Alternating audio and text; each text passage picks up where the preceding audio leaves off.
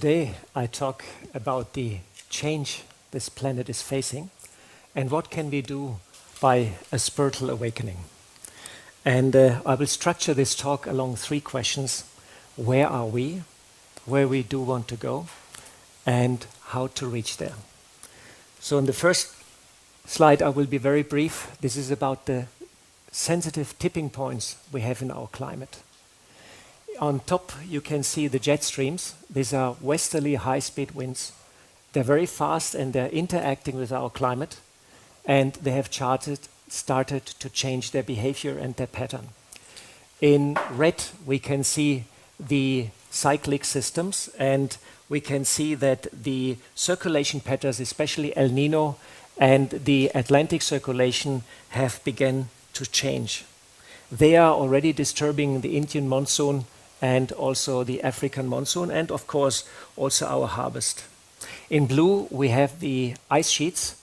They began to melt, and permafrost is thawing, and the Arctic is one of our most powerful climate regulators.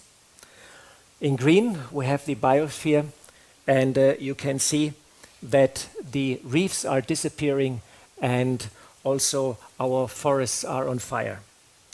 In December 2018, at the opening of the climate conference, Sir David Attenborough said that the end and the collapse of our natural world is at the horizon. This is a very grim outlook, and we are facing an accelerating climate change, and some scientists, they say, we may be too late to repair it. This crisis is an existential one.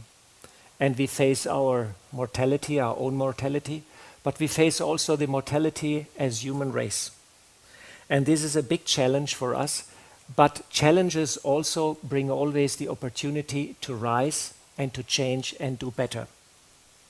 So, the climate outlook is pretty grim, and it's a tough outlook, and we have to change the concept and the outlook and the narrative, because in positivity there's a lot of power, and it's much more healthier too.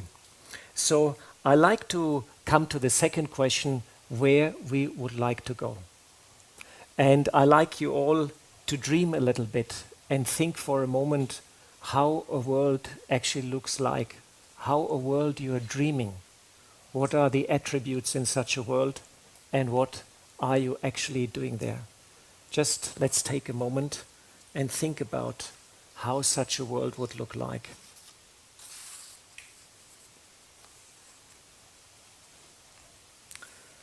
All right, let us have a closer look, and I hope something beautiful came up in your mind. We all like a good climate, a just world, a peaceful world, and a beautiful world. I'm sure you all agree on that. And we all would like to live in harmony with nature. And I hope there will be maybe no internet in such a world, and maybe no mobile phones, and we enjoy the real world as it is and don't communicate as nowadays through the internet with other people, but we meet them and we really talk to them. That would be really great, such a world. Actually, this idea of an utopia, of a better world, is not really new. 35 years ago I came first to India, and I was introduced to the concept of the cycle of time. It's a very ancient concept, and we are actually originating from a Satyuga, a golden age, and we are descending slowly into a Kali Yuga, which is an imperfect world. And in this situation we can see that in the Greek mythology this is reflected in the idea of the golden, the silver, and the copper and the iron age. In Christianity we can see that in the idea of hell and paradise. So this is a very, very powerful old idea. It's almost like an archetype of humanity, and you will find it in many, many literature, in many, many pieces of arts. You will find these symbols and these arts.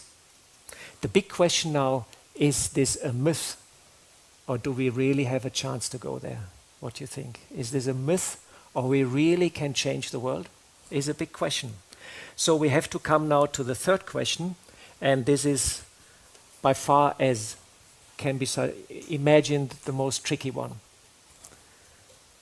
We have to raise our awareness and our consciousness, and we have to drastically change our lifestyle. We're all aware about this. We have to reduce our carbon footprint. We all know about that also. I reduce already my flights and travel more with ship and train. And we have to use also more renewable energies. This is quite clear. And we have to do that very, very fast. But we also have to become a healer of ourselves, but also a healer of others. So let us have a bit more closer look into the practical aspects. And you can see that we all have to reduce our carbon footprint approximately by 70%. A normal European is producing 10 to 20 tons of carbon emission every year. If you, for example, live car-free, you save 2.5 tons per year.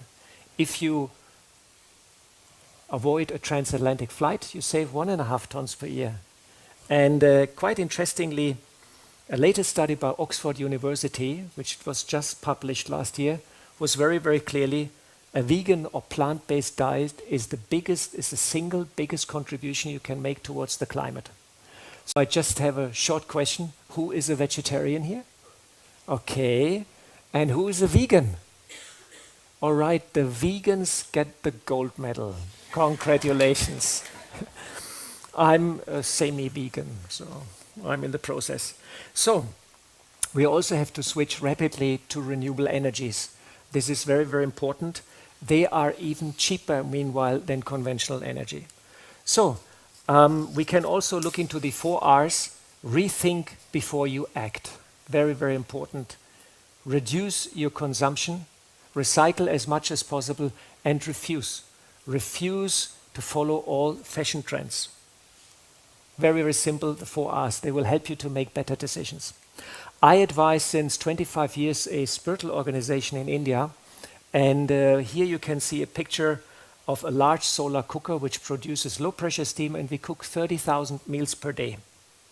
This works perfect since 20 years and is a very, very fine example of the technology we actually have to use. Here you can see a 50 kilowatt photovoltaic system, and we have 5,000 meditation centers in India, and 400 of them run on photovoltaic battery systems. Many are using hot water systems, and we are also promoting solar lanterns and solar cooking boxes. Very, very valuable in India because we have a lot of power cuts and a lot of problems there. In 2018, we designed a 1 megawatt solar thermal power station with financial help from the German and the Indian government. And the speciality of this project is that we're featuring thermal storage. And you might know that thermal storage is very, very important to bring this transition to clean technology because we have to store the energy overnight. This is very, very important. And that's why we got this funding. And you can see on the right side, we added 1 megawatt of photovoltaic. And this project is running very, very nice. Now also a word to a leadership. This is my boss. Her name is Dadi Janki. She's 103 years old. And she is a beacon of inspiration, still traveling, still giving lectures. And she's really my Dadi, my senior sister. And she's my grandmother who looks after me. Very, very nice relation I have with her. I know her since almost 36 years. And quite interestingly, these Dadis have wholeheartedly supported the use of renewable energies right from the beginning. They always said, go ahead, go ahead, go ahead. And my experience tells me if we would have more women in leading positions, we probably would have less problems in this world, and I hope you all agree with that. Here in Sweden, you have Greta Thunberg. She's a hero. She's also very courageous. So now the big question is, and brings us to the last point, how we can heal ourselves and how we can heal the world. And here we deal with psychology.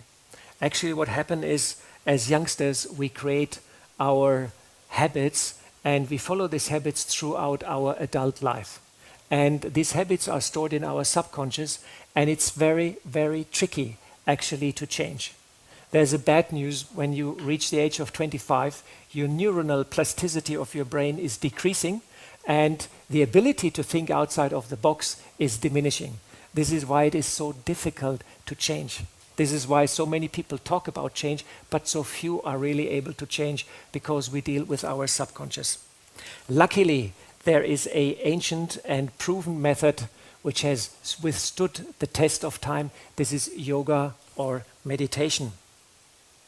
Yoga or meditation comes from the Sanskrit word and means connection or union with the divine for self-enlightenment. Science, meanwhile, agrees that there's a lot of benefit in meditation for the self, but also for the society.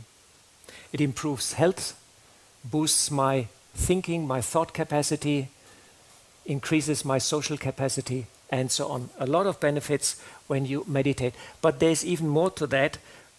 No, I'm too fast. There's even more to that. Spirituality also tells us a profound connection between our inner and our outer world. What I think on the inside is reflected to the outside. And if we look in the world of quantum physics, it gets even more interesting. This is a very famous double slit experiment, which has been carried out already 50, 60 years ago. And when I observe the experiment, light behaves like a particle. If I shift my attention towards you, light behaves like a wave, and vice versa. This is very, very interesting.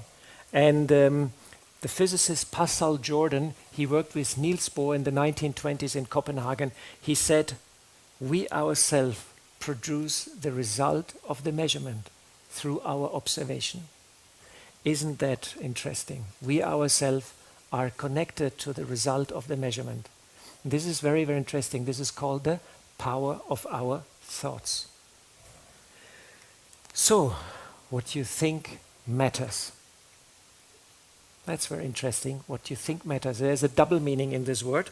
Interestingly, all spiritual traditions in the world, they attribute the mind, the ability to influence and change reality. I actively can change my thoughts and emotions, and I have a profound impact into the physical reality. I change my mind, my thoughts and my emotion, and I have an impact in reality. I can change, this will change completely my perspective.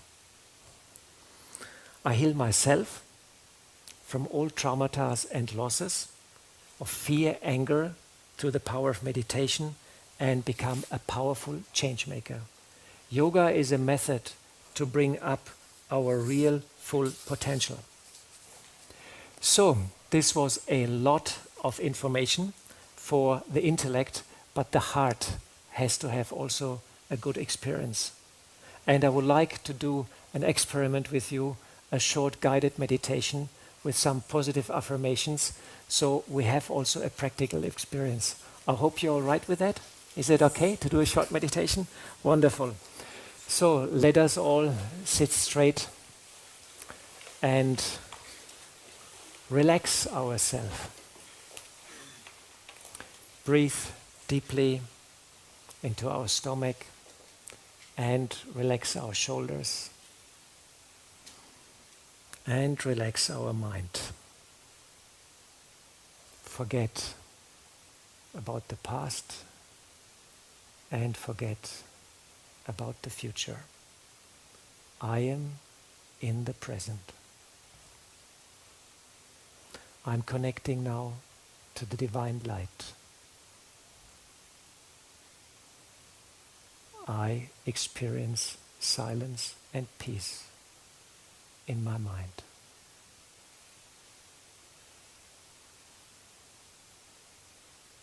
I now change my focus towards my friends and my relatives, and I send them my love and my peace.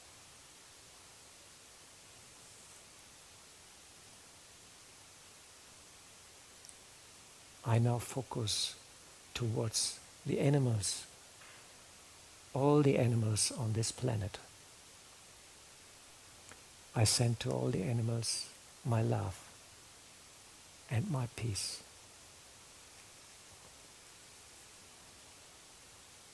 I now focus towards the earth, our planet, towards the sky, the ocean, and I send to planet Earth my thanks and my gratitude and my love. I visualize to hold the planet in my hands, very gently. And I give peace and love to the whole planet. And slowly I change the planet into a world of happiness, justice, peace, and beauty. I hold this picture in my mind.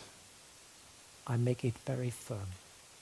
This is the world I would like to go. And this is the world as it would like to see it. I slowly come back into this room and open my eyes. So, thank you very much for joining in this meditation. I hope you all felt a bit the change in atmosphere we created. I heal myself, I heal my heart, and I heal the world. We are all aware that we are in an urgent situation of climate change. The challenge is our chance to raise and do better. Yoga and meditation is a powerful tool to change myself, raise my awareness, and become aware that I'm a change maker and can bring change. I have the power to influence this world.